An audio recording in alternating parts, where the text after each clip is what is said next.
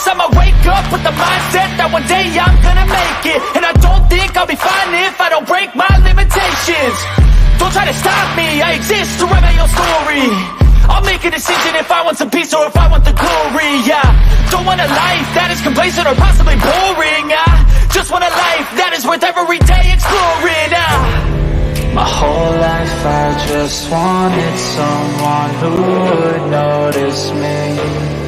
My whole life I just wanted to be somebody to be.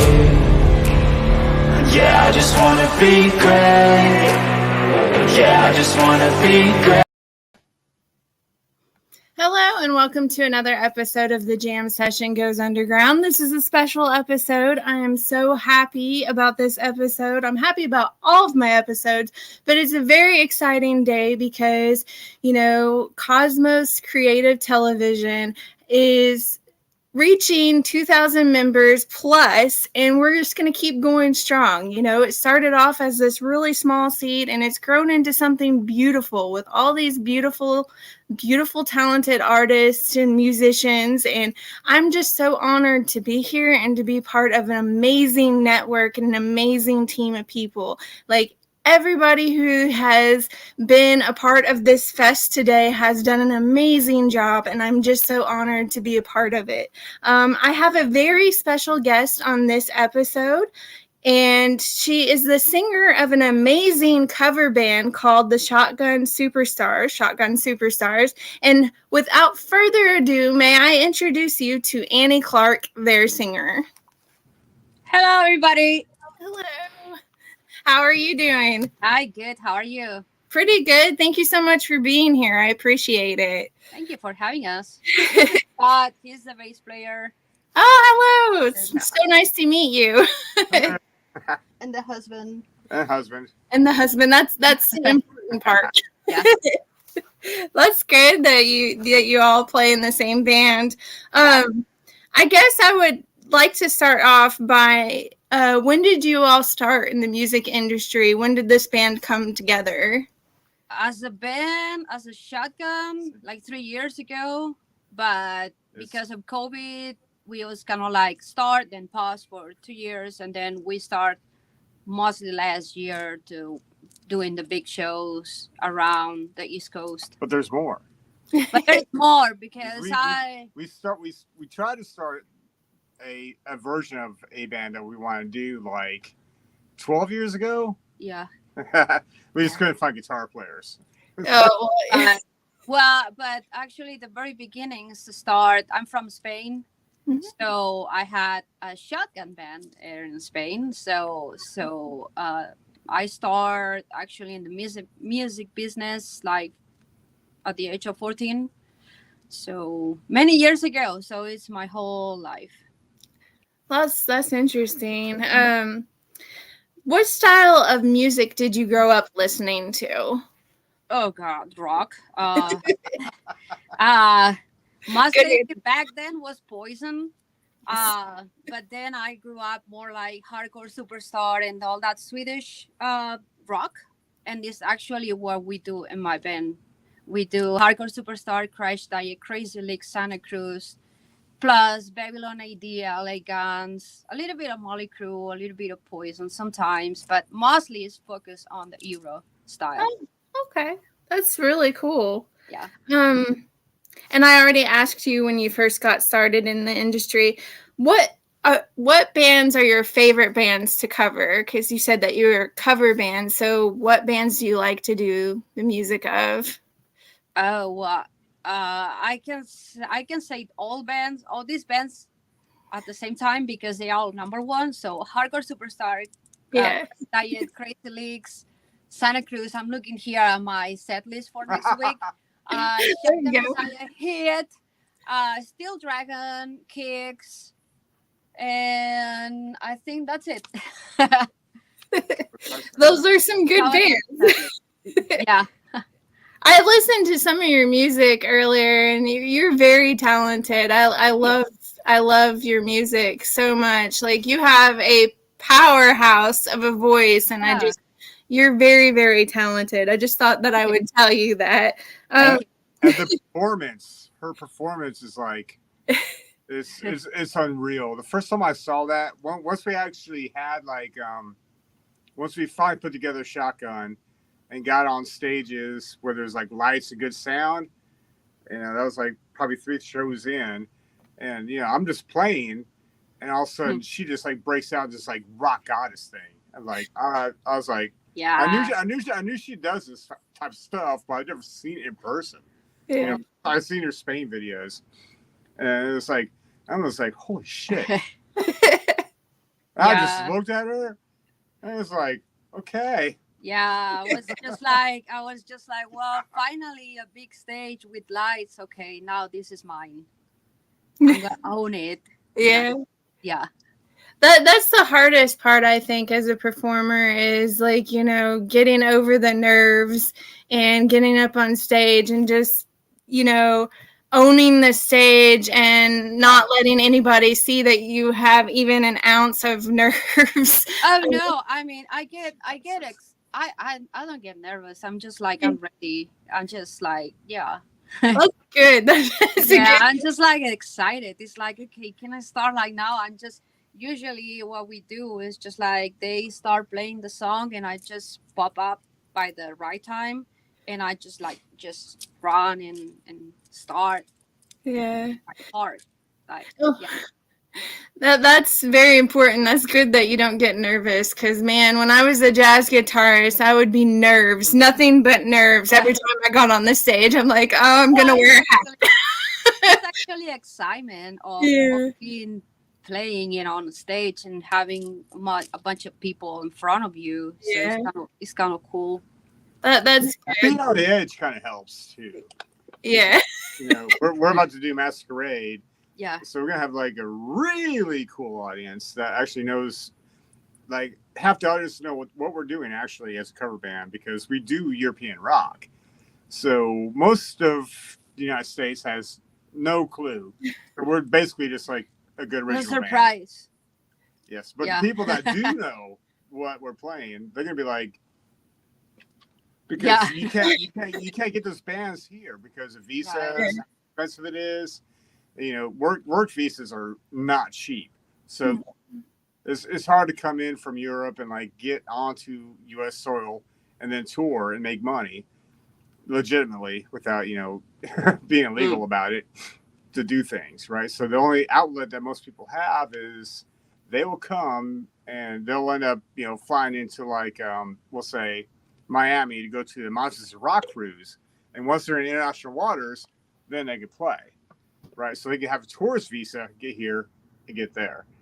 But getting them here is like, no bueno for the most part because it's so expensive. And touring in the States is like horrible. It's so expensive because I've done it. It's like no, it sucks. So what we end up doing is like we're playing those songs for people, and they found us. It's like, oh my god, we get an outlet for this, but they're here. Like, I was surprised. I was just made a comment in one of those bands, and all of a sudden it's like, wait, there is people that actually love those bands that we do. It's like, okay, that's awesome. Yeah. That's what a lot of, fans of bands and stuff don't understand. It's not all glamorous and, there's a lot of difficult things going on behind the scenes. You don't just get up on the stage and sing and perform. I mean, it's very, very tiring and it's very, very difficult and it takes a lot of energy to do what you do. So I have nothing but respect. You have to be ready for a bunch of no's, a bunch of lack of sleep, a bunch of non-paid or paid, and a bunch of logistics. A bunch of logistics and carry stuff and driving. But it's always fun when you hit the stage. You forget about everything and then just enjoy with the people. That's what matters. Yeah, most definitely. Yeah. I guess that kind of leads into my next question. How do you prepare for a show? Like, what do you do to prepare yourself? Actually, nothing. That's awesome. Actually, I'm like, what I need to play. We rehearse with the band, and I'm just ready to go. I don't have any. Oh. I usually listen to songs that we need to do and stuff, but I don't do any kind of like rituals or yoga or anything like that. I'm just like, she's just ready to go. I'm ready to go. That's legit. Whenever. She's like, can we go? Yeah, I'm just like anxious for next week at the masquerade. I've been waiting that since they announced that we were actually doing the festival, and just like finally it's next week. So yeah, that's awesome. Yeah, you gotta love what you do. That's for sure. Yeah, it's fun. Most definitely fair to say that you all love what you do. So, what is the best part about being in a band, like especially for you as a singer? To see the people that love to see us and see them, they smile when you are on the stage and singing with you. That is the best part. That's the most. After all the hard work that you have to do as a band, what we mentioned before, like driving many hours and being tired, and maybe sometimes some like because something happens in the band or like something, and the compensation is just like going on stage and see like a bunch of people like maybe you don't know, maybe you know, maybe you don't know, but see their smiles and they are like reacting to you and they are happy, and then after the show they come to you and they say that was amazing. That just is the best part. Yeah, most definitely. I know when I was in the jazz ensemble, the best part was whenever fans would come up to me afterwards and be like, I really loved your solo. Yeah. Yeah. That's good. Yeah. Being a guitar player is hard. Most definitely. That is scary. But she talked about like stage fright and stuff too, and it's like get over nerves trying to play stuff. Yeah, and it's kind of funny. So I'm a bass player for the last 20 years, but I used to play guitar before then, and I still play occasionally, but not really doing anything with it. And so this is a story to kind of tie this all in. It's like 2 weeks before an event that happened here locally in Atlanta, they were doing like a heavy metal top 4 tribute thing, right? From like, we'll say Slayer and Anthrax, Metallica and Megadeth. And they had opening slots for guitar players. And I'm like, you're a bass player. I could probably do that. I could probably do that. Dude, the nerves I had trying to go on stage. He was shaking. He never shakes as a bass player. Yeah, I know. It's like I don't have nerves either playing shotgun stuff. I have never ever as a bass player saw him like shaking. His hands were like that. And it's like, you sure you're right? It was horrible. It's just like it was a shit show, but no, my solo was a shit show because I'm trying to do like solos for like really fucking good people. I'm like, excuse the language. I'm like, oh my god, and it's like I got through it somehow. It was so much going on. It's like, wow, it was your first time playing guitar, so in like 20 years. Yeah. On stage. Yeah. Like my god. I haven't played for like 12 years. Like I play around on the guitar here and there, but I have not played for 12 years. So I don't even know what I would do. I would probably be like this. Where's the farthest that you have went to, like on tour? The furthest location that you've been to? Furthest location, Wisconsin. For me. Yeah, it's pretty good. For me, Wisconsin. Last year. Probably.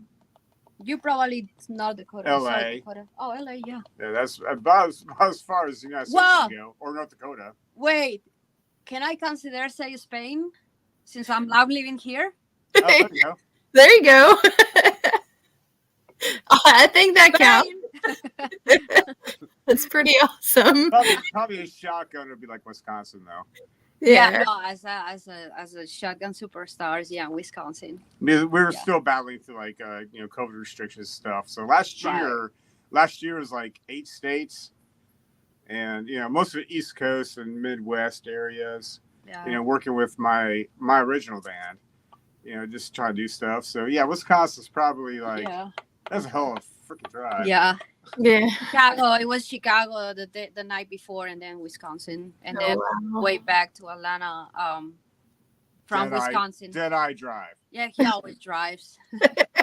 That's about how it is with my husband. I don't like driving, so he drives everywhere. He drives the van on the trailer, and we are safe though. Stuff full of people. Oh. Yeah. I was gonna ask, how did the pandemic affect you directly, like as a band? Like, how did it affect you, and how did you cope with that? Well, actually, the band started actually before the pandemic, like in November, and we had only 2 shows, and then everything closed. Yeah. So then we just start like working on new songs. All that 2020, mostly it was like working on new songs and everything. And last year it was like nonstop. Even pandemic or not, right? It wasn't even people. They were like, some places were more like open, some more like that. But 2020 was nothing, but last year was a lot. Yeah, Atlanta's been pretty good about things because near the end of the first year, we had venues actually open up, and then it's like really matters just how much you care. Yeah, and we were one of the bands that played most, even during the pandemic. So yeah, we're pretty lucky on that. Well, lucky location. On location on getting a bunch of shows. Yeah. Well, that's good. Yeah. That's good to hear. Yeah. I know that a lot of my musician friends had to play online. That's how the whole online thing happened. We didn't do any online thing. Everything we played was live. I was tooling up for all this though. Yeah. I did learn OBS, and I did get a whole bunch of streaming stuff together, but it's like no, no, we can't do this. Where would you like a dream venue? What would your dream venue be? Next week at the Masquerade for now. Yeah. It's like 2,000 people and a huge stage. Also, I would like to go bucket list, like whiskey or something. Yeah, I was about to say the whiskey is next. We were almost set up to play at the Crew Fest this year, but it's actually next week too. So we cannot do both. So we're gonna do Masquerade. But maybe next year we're gonna play at the whiskey at the Crew Fest, the Hollywood. That'll be cool. Yeah, I mean, I don't know. I guess Las Vegas. What bigger stage? What is the New York Stadium? Any huge stadium. Madison Square Garden would be kind of fun. Madison Square Garden. There you go. That would be a good one. I will keep my fingers crossed for that happen. Why not? Opening for a national band, we can do that. Yeah, most definitely. I have all the faith in the world that will happen. Oh yeah, I hope so. Do you have any interesting like road stories that you can talk about? Yeah. with mostly with his band, Asphalt Valentine. Last year we shared some shows together, my band and his band. I was doing some backing vocals on some of their songs too, and it was fun. We had puppet shows in the band. We had pictures of the guitar player, Brett, sleeping with a bunch of food and puppets around everywhere. They were like Brett and Evan sleeping like curling like that on bed. Pictures of that too. What else? Brett lost somewhere. Will it just be for you? Yeah, it was Brett lost somewhere. Brian doing backing vocals like an Englishman. I don't know, so many. Every time that we were out, there's something going on. And like a backstory around like touring and being on the road is you end up in this like micro universe of the people around you that are in the van, right? Yeah. Or on tour bus or something. So you just exist in your own universe, and like when you escape that universe to go to like truck stops and stuff, it's just like Yeah, we're God. just carrying our bubble out. Yeah, and you And see it's those awesome restrooms. Guitar players and drummers skipping together arm in arm into the fucking truck stop and find like a unicorn to buy. Yeah, we like a bunch puppet, of unicorns. not a puppet, but like a stuffed toy, and it's like what is it? Pillow. It was a pillow. It was a pillow, yeah. Yeah. A pillow. Yeah, I mean, if you are like driving like 20 hours a day or something, you better have like a good band team members, because if not, you will like killing each other. So yeah, with his band and my band, well, if his band and part of my band, which is part of his, it was a mix of people playing both at the same time. It was fun. It was fun. Sounds like it was a lot of fun. Yeah. So do you all have like a tour bus that you travel on? It's like a 1990 96 conversion van extended with a trailer. So it fits seven comfortably than a trailer for gear. It's actually been pretty cool. It's like it's the third van I've had. Because I'm going through the other two. This one went to a huge tour in 2010. Oh yeah, it went from Atlanta to Philadelphia to North Dakota, back to Oklahoma, Texas, Florida, and Atlanta. So it did. I forgot about Texas. Yeah, you did. And then Florida, like way fucking Florida, yeah, in the middle, like almost like Miami. Yeah. This is like a 2008 show where gas is like $4 a gallon, so it's kind of familiar. Like now. Like now. Holy shit. Yeah. Don't want to do that again. Yeah, but it works. I mean, it works. It's comfortable. Yeah, it has those puffy seats. Yeah, it works. Leather. It has a bed in the back, so all the guys that snore in the vans, we can sleep in the back of the van. It's like no snoring. There you go. That works. I do. Yeah. I know that you're going to be playing at the Masquerade. Are there any other upcoming projects that you would like to talk about? As official, we have the Aussie Tribute Night in Atlanta. September the 4th is a Sunday. It's like a bunch of that venue is called 10 High. It's basically the same thing. It has like it's a metal. They do sometimes metal nights, sometimes hair metal nights, and this night it's all about Aussie.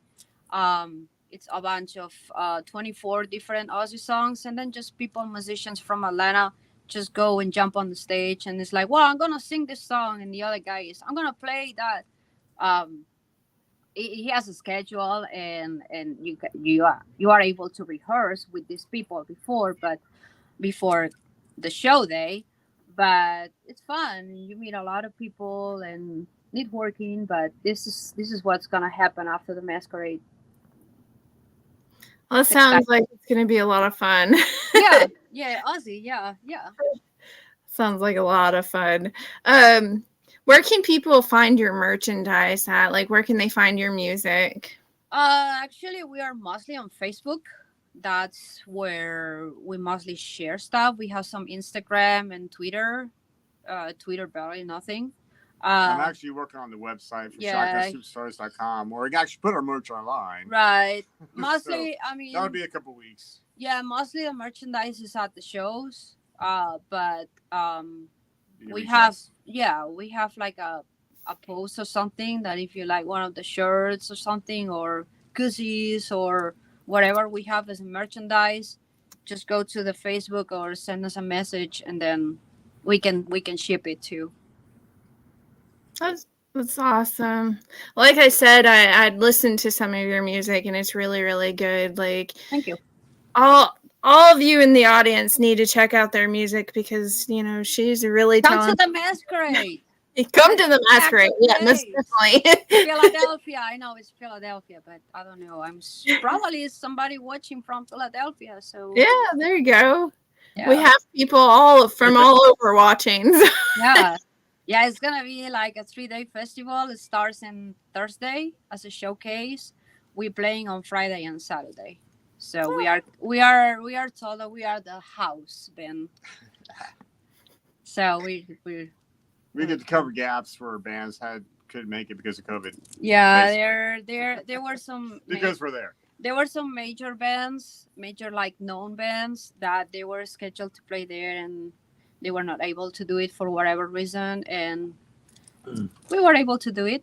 So yay, 2 days on a big stage. I mean, that's awesome. Yeah. I mean, like, no, I don't want to go there. It's on like 45 minutes set. I mean, like, no, I want to stay here. I know for me, because I'm such a nervous person by nature, just bundle of nerves all the time. I don't know how I made it this far in life, but somehow I managed, I guess. But I know that viewers right now, so you're doing good. Yeah. You got 1,000. But don't think about it. Yeah. Oh no. there's nobody watching. I'm good. Oh, no, it's just us. It's just us. Yeah. I do much better like on radio, because then people don't see you. They can't really see you. They just hear your voice, and they have no idea what you look like. You could be wearing your pajamas for all they know. Right. Hey, that was the plus from COVID, though. Working from home, it's like I can wear whatever I want. Yeah, your PJs in the work. Hey, Teams means right here. That's all you get. Yeah. I would always tease. I would put on a nice shirt, but be wearing pajama bottoms. Some TV people, some news readers, they do that when they are working from home. They just show the top and then do flip-flops and shorts and everything. It's true. We just got back from the pool, man. Yeah. That works. That works. I'm gonna ask the audience if any of you have any questions. Go ahead and put it in the comments. We would appreciate that. Like, if you have any questions, just go ahead and ask. And my director says that he might have some questions later on for y'all. I'm ready. Somebody says that they're tuning in from Kennesaw, Georgia. Hello to you. Kennesaw. Right on. Hey. I live in Georgia. That's where I'm from. My sister lives out there. Yeah, maybe it's Nicole. That would be fun. Nicole or Alyssa or Linda. I don't know. Well, we know a lot of people. Well, now it's like, what? It looks like we're in Duluth, by the way. Yeah. Oh, there you go. That works. It looks like my director said, for Annie, who are your musical influences? And I know you touched on that a little bit earlier. When I started into music, it was mostly like Poison, Rat, AC/DC, Iron Maiden, records, and everything like that. But then as I grew up more and went more into discovering what I wanted to do into music, I just discovered Hardcore Superstar, and then all those European bands, Crash Diet, Crazy Leaks, Confess, Santa Cruz, The Darkness, all that European rock. That's awesome. Somebody said, it just says Facebook user. Hello, Facebook user, whoever you are. It says, what's the funniest gig you've ever played? And that can go for both of you. Funniest if like something happened. Yeah. Stage or something. God, that should be in Spain, because well,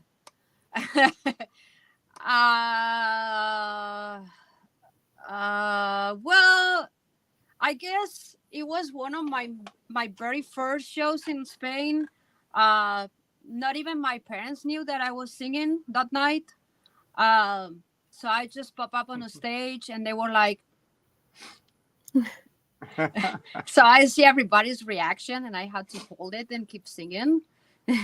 So I don't know. I guess that should be kind of like funny. That is kind of funny. Yeah. I mean, I don't know. I'll be thinking about it if you have something in the meantime. Well, I got the dumbest one. Like the first show for Strip Rock and Roll tour we did, Vassal Valentine. Oh, we did. In Pennsylvania. We did. All right. So So we were touring with a Swedish band and a United States band. There was 2 members in the United States band that were members of like they were hired guns at one time for 2 other major sleaze rock bands. And our first show of the tour was in Pennsylvania. But the night before, Bret Michaels was playing, for Poison. Oh. And he saw the show flyer that our label put out, and he's like, and what they did as a band, they kind of pimped themselves as being members of these bands, but they were just hired guns. So Brett saw that and is like, I don't know who these guys are. It has nothing to do with our band, has nothing to do with the Swedish band, has all to do with this other band. And so the promoter is like, kill it. The problem is we were in transit. Yeah, I had to call them. Saw it. I had to call them and check all the schedule for 15 days and say, this is canceled, this is go. Oh, cancel, this is go. It was the first, we drove from Atlanta to Pennsylvania to like the show that. Yeah. We showed up at the venue. Yeah, you were out there already. No clue. It's like, okay. Yeah. All you can do is laugh. And then on the same tour, we ended up in like Janesville, Illinois. And so we were kind of holed up in a hotel for 3 days. And then we're just trying to figure out, because we had another show canceled or something. So we booked like an acoustic thing. So we went to Guitar Center and bought a bunch of acoustic stuff so we can do a acoustic rock show. But the funniest thing is there's a band of people from Atlanta that show up there too, Midget Wrestling. It was the funnest freaking time I ever had in my life. And our drummer is freaking huge too. So we got this huge drummer and all these midgets wrestlers, and we're just all hanging around the pool and just like trying to kill time for 2 days because we had nothing to do in freaking Illinois. Right. That was the greatest. Actually, there's great pictures. Actually, now I remember a funny one too. This happened here. I was singing. I usually have like a wireless microphone, so I can just move everywhere. Oh, yeah. In this case, I was doing backing vocals, and I just wanted to be like fancy or play with something, so I started like flipping, and the microphone just flew. And I was calling my friend. It's like, the microphone. And he's like, what? It's like, the microphone just is there. Just go grab it. I need to sing. I was just like holding the cable, and he's like, oh my god. That was funny. So I was just like, but yeah, I saw it like fly. Yeah. That would be my luck. I'd probably knock myself out with it, knowing me. I'm very clumsy. It looked like that wonderful question actually came from my buddy Julio. He's just showing up as Facebook user. So that was a really great question, Julio. Thank you very much. There's another question from MN Farwell, and she's asking, have you faced any obstacles being a woman in the rock and roll world industry? No. None? No. I'm thinking here, like, if something says something, or because a woman singing, no, I don't think that I had. Yeah, I've never seen anything either. No, I never had any issues. That's good. Yeah. It's really good to hear. Like, I know that some females in the industry do have a hard way to go. For me, I was the only female in my recording technologies classes, and I lucked out in a lot of ways that all the guys that were in my class were, they just kind of treated me like a sister, and they would look out for me and help me out. But I know that there are quite a few females that are in the industry that do have a hard way to go. So that's good to hear that you did not. Yeah, I think probably the worst of it would be like preconceived notions of like a female fronted rock band, but not see any material to understand what it's all about. So if there's anything I've seen is kind of like around that, my observation of it, right? Because I'm not a female or anything. So me as an outside looking in, or going, okay, but then It's like, okay, well, this is fucking legit. Okay. But yeah, I can understand where that challenge will come from, though, because it is hard. Yeah, it can be, most definitely. And it looks like Julio signed his name this time so that I know who it is. He's asking, do you have any good stories about being on the road? Which I kind of asked you earlier a little bit, but I guess he's wanting to know if you have any other interesting stories from the road.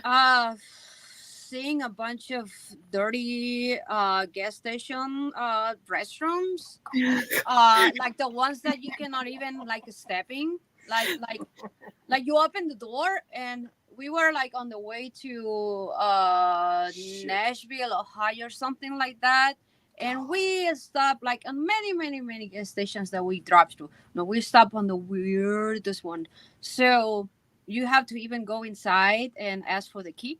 So there was that separate building outside the gas station, and you got the key kind of like weird. Even the key was weird.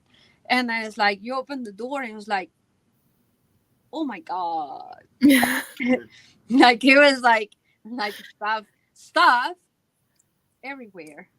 Oh gosh. Yeah, that would be rough. That would be very rough. Now, I want to give a shout out to like Love's, Love's, Pilot, and TA, and all the other great truck stops you can go to. Mount Detroit gas station. What is the one we went to? Oh Wisconsin? God, no! That was the best. Yes. Quick Trip. Quick Trip. Some gas station on the way to Wisconsin. Yeah. It was the best. They have a lot of chocolates and everything, which I love. I was like, they had like fresh food and everything. Too. It was like a supermarket. It was like fucking great. Yeah, it was like supermarket. Oh, shit. It's like, yeah, we need to tour in here. But it was a gas station. Yeah. Just like better. Yeah. I was like, holy cow. There you go. Yeah. It's a quick KWIK trip. As opposed to the Atlanta's Quick Trip, which is like Q, whatever. Yeah, you see the name and you think it's gonna be a shithole. Yeah. It's fucking awesome. And then you go inside and I was like, oh my God, I want to live here. You bought like $30 worth of food. Yeah, I came back with 2 bags. Breakfast for 2 hours inside. Yes. Here's another really good question. Describe one of your favorite live experiences. One of the best life experiences when back in Spain, I was able to open for Steven Adler in front of 1,000 people. That was one of the major shows that I did over there. And I was playing actually original songs and cover songs. And that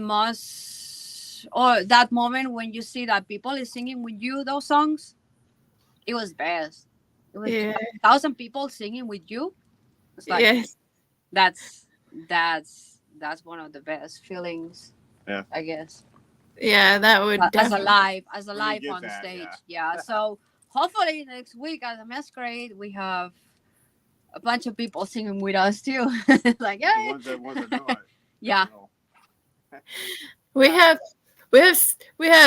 really good questions here. What place do you want to play again and why? We have played a lot at the 37 Main Avondale in Atlanta, which is good. I would like to play there, but I like to play at the Beaufort location. It was funny because we start at they have this company, they have let's call it the small stage and the big stage in 2 different towns. We start playing on the small venue, and then we were like, well, we need to play at the big stage because the big stage is awesome. And now we end up playing at the big stage like in forever. And now we're like, can we play at the small one? Actually, what else? I can't wait for next week at the Masquerade. I was gonna say, I can give you foreshadowing on that one. Yeah. The Masquerade is probably gonna be really. The Masquerade really is gonna be the best. I don't think that for me it's going to be one of the best because the stage has a catwalk. Which I'm gonna be there. People are already gonna know that. So I'm gonna be there. Like, yeah, that's like the stage is like 30 feet by 20 feet or something Oh like that. wow. And then Yeah, it's surrounded. it should be everywhere too. Oh yeah, I don't stop. I just don't. But you saw the videos. I don't stop. So It's good for to my be very part, for my big. part around Yeah. this, I would go Masquerade too, and mostly because I know the promoters from my other band. Yeah, Brett. And Mhm. they selected us out of a pool of like really fucking good musicians, or not musicians but bands that could play, Yeah. but he liked their intention, right? He's well, it's the whole pack. But what they do, they put on they put good events, because I've done events with Bradley before, Yeah. and he puts it together. He has the right people. He cares. He cares about the fans. bands, the He cares fans, about the bands. He cares about the venue. and the venue. He cares about everything. So he's trying Yeah. to balance it all out. So Bradley, if you're watching, You're awesome. thumbs up. yeah. Yeah, always promote the people that promote you. So. Right. I was actually impressed when after I met him for the first time. We did like a benefit concert last year, and he came. And I was a little bit like, oh well, he's gonna watch us. Then I was a little bit like nervous. But then it was like, okay, just be you. And we did the show, and he came to me after the show, and it's like he loved what we do, and then I talked to him like separately about what we want to do with Shotgun, what is the future, what we want to do. And then he offered us the Masquerade, and I was like screaming. So I was like, I scream every time that I get news from Brad. I just scream because the first time I was running screamed. Downstairs because that's where I'm at. Yeah, I was the last time, it was last week, this week actually, when he sent us the set list, and I was like, we are twice. I was just like screaming. I was just like, oh my god. So yeah, we really appreciate all he's doing, all his hard work on this, with all the people that it's involved, which is a lot of people. Even if it seems like it's just like a simple 3-day festival, is not, because he's bringing 30 bands from around the states. Oh, wow. It's a lot of work, a lot of coordination, money, his hotels, and the vans that's gonna drive the people from the hotel to the venue, the all food, the people involved, like everybody, the stage manager, sound manager, people. Scott. Well, sound people's gonna be like venue actually. Yeah. But the promoters and people that are just kind of making it all work and make it Yeah, smooth, man. it's a lot of work. That's a shit ton of work. It's a lot of, yeah. I do logistics and I don't want to do any of that stuff. Right. Just want to play. It looks like MM has another really good question for you all. If you could have anyone join the band for a performance, who would it be? God, there you go. That's a really good question. I mean, not in no particular order. Hardcore Superstar, Crash Diet, Hit, Crazy Leaks, we can say Bret Michaels, because I grew up with Poison. That'd be funny, actually. Yeah, that'd be funny. He's good. He's a nice person. But if they say, for example, that hardcore, I'm just looking again at the other thing. If they are saying Hardcore Superstar is there, and that, it's like, yeah. I'll give up my bass. You come in and play. This is a funny thing too. Is like, I actually did this for our last show at Six's Tavern. So we had like we were doing like a couple cruise songs. We just had to play 3 hours, and not really what we want to do, but we had a couple of Motley Crue songs in it. So the guy that owns the bar is in a tribute band for Motley Crue. So I'm like, well, you can play. And it was the funniest experience, actually, for the first time. Yeah. Being outside of the band, watching the band. Yeah, I was looking. And It's like, what are you doing there? You look weird I there. know. It's usually like on Holy the stage. shit, that's funny. Yeah. Yeah. I'll gladly give up my bass for any band that we do to come in and play my bass. Well, also like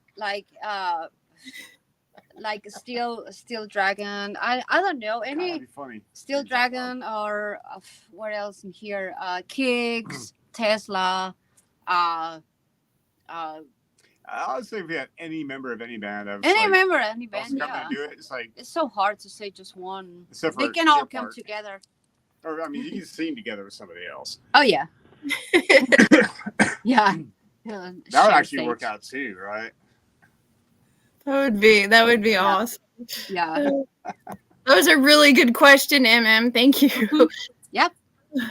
I'm guessing that this is Julio because it says Facebook user, so I'm gonna guess. What is a song you have yet to write? Like, do you write any of your own music? And he's asking. Yes, I have like all songs from when I was back in Spain with Shotgun, my just call it Shotgun, and that we probably can remake those, and then we start working on one song here, and it kind of got paused because we got all these shows that we needed to do, a little bit of guitar member changes on stuff, so it kind of be like stuck on that. But after the Masquerade, we want to go back and write songs. That's cool. Yeah. That's really cool. We have access to songwriters that will like help us do some stuff. Yeah, with lyrics or something. Yeah. Or just ideas too. Yeah. There you go. Julio again. Julio's got some good questions. Him and Em are doing good. Right. After the show, where's the hangout spot? He wants to know. At the Masquerade, it's gonna Probably be a like shop. at the Masquerade. Well, no, you cannot go out at the Masquerade. We can. Anywhere around. We usually after the show, we usually just like go backstage like really quick, maybe to change the shirt because we end up like sweat to death and everything. Just hang out there, buddy. And then we just grab a beer or something, a drink, and then just like hang out with everybody around the venue. That's cool. Yeah. A question for me. What advice can you give to anybody who's wanting to get into the industry? Like, what advice would you have for them? Well, I guess if you want to do it, you feel it, you crave for it, you're hungry, don't stop. Just do it. I know it's hard. You have to be strong. Keep going. And it's going to happen because for me, I have dreamed many times back in Spain. Oh, I want to go to the stage. I want to play around the stage. I'm living in the USA. Well, actually, because we met, and then we started a band, and now I'm gonna play at the Masquerade in front of 2,000 people each day. So keep going. Just if you feel it, just do it and go for it. That's good advice. Yeah. Don't be scared, and just I guess don't be scared. I mean, I don't know. I'm more like, you know, if I want something, I go for it. Like I go for it. Now I don't know if that helps as an advice of that. For me, it was actually like a little bit of well, not scary, but weird because English is not my first language. So when I was singing in Spain in English, I was like, okay, if I fake it, I fake it because nobody speaks English in there. So if I say blah, blah, blah, they're going to be happy because it sounds like the original. But here I was more like, okay, now I'm singing in front of English speakers. So that kind of be like extra work for me to learn the lyrics and actually learn the meaning and perform and do it. But yeah, that was the most tricky part on this. So anyone want my answer? Yeah. Yeah, I got other angles on that one. Because I've been in the music business for a while. So the first thing you have to do with yourself is like believe in yourself. Well, and that does not mean it's like believe in yourself that you can have a perfect performance all the damn time. Things gonna fuck up.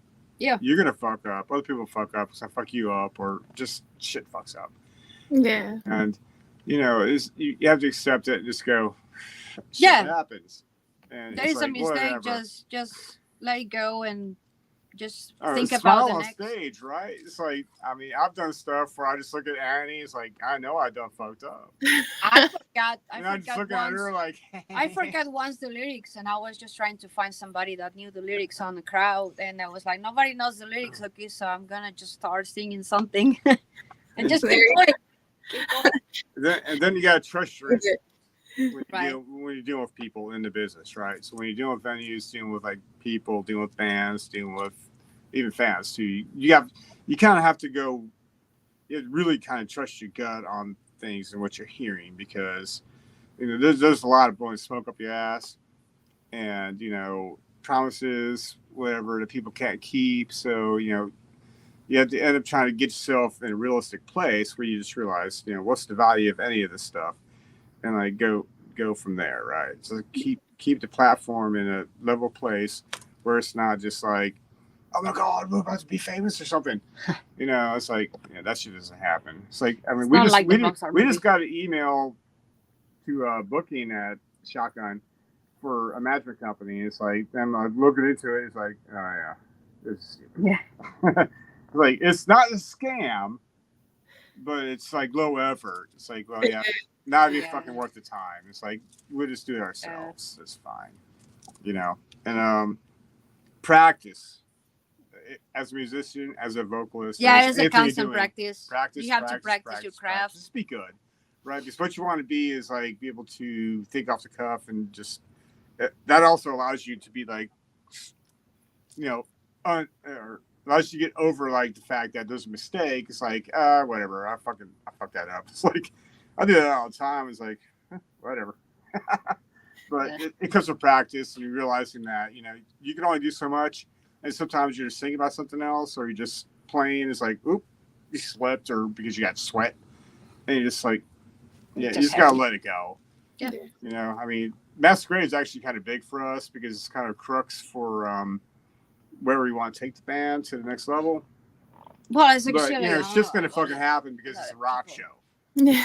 So as long as it's not like a fucking train wreck, we don't have any track or any pre-recording or anything. Everything you hear is live. It's gonna be badass. If something happens. Yeah. Yeah, I had a friend a long time ago, and I've said this before on my show, but it's something that I live by. Like I get nervous, and a lot of my friends say, we can't even tell that you're nervous. And I said, because I keep this saying in my mind that my friend said. She says, you're going to walk to the edge of stupid and jump right on in. She said, that's basically what it is. Like, you can't let your nerves show. You just have to go for it. And if things happen, they happen. Right. It's like me. I've just started doing acting classes too. I do some acting and everything, and yeah, I mean, if you forgot your lines or something, just go for it with something else. Just don't be like Stop. No, we got this. They don't want that. Over. They don't want that. Just like music and acting, just like go together, and it's everything that we said is the same. They are connected. They are kind of like the same. Yeah. If things fuck up, you don't stop. Practice.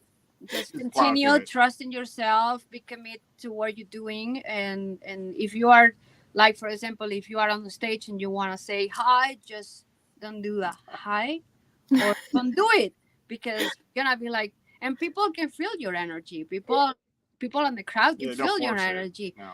Don't fake it. If you want to be like, I'm badass, just do it. Say it. I'm badass. Don't be like, I'm a badass. People is gonna trust. I mean, it's gonna believe you that you are a badass. Are you sure? So, oh God, we have it. The best train wreck at Sixes though. The last song. The last song we did, it was like So we had to hire a guitar player, a lead guitar player, because our normal one couldn't make it. Oh no. We've never practiced the song. It's actually kind of hard. And I mean that whole song went down like it's one nobody knew where the fuck they were. It was actually we still played. It was actually like it really started weird, and then I'm like, I can't even remember the first line, and I was just like, let's just roll and roll and roll and roll, and then just keep rolling, and people were like, oh, that's cool. He was in a different tuning. I was actually in a different tuning. Yeah. Because I didn't change bases like I was supposed to. It was like no one actually fucking knew the song. So we're gonna just play this, whatever. So with that, with your question, it means like if something happens, just don't worry about it. I laughed my ass off after. Yeah, it's like holy shit. Just happens so and that's it. Nobody's gonna be like, oh, do this. Yeah, I always have the rule of thumb. I make fun of myself before anybody else can make fun of me. I just pretend it was part of it. I'm the worst bass player in Atlanta. He makes, when he does something weird, you can see the weird faces. Like, don't do that. It's like everybody's gonna see you, and you're like. But I'm not like. No, you're like. It's more like. You're like. It's more like. Like laughing. Yeah. Well, I want to thank you all so much for being on today's show. Thank you for taking the time to answer audience questions and to do an amazing interview with me. I have had fun and really enjoyed it. Yeah, great. It's fun. Yeah. We almost made a whole hour too. Yeah. And congratulations on the 2000. Thank you. I'm just honored to be a small part of this.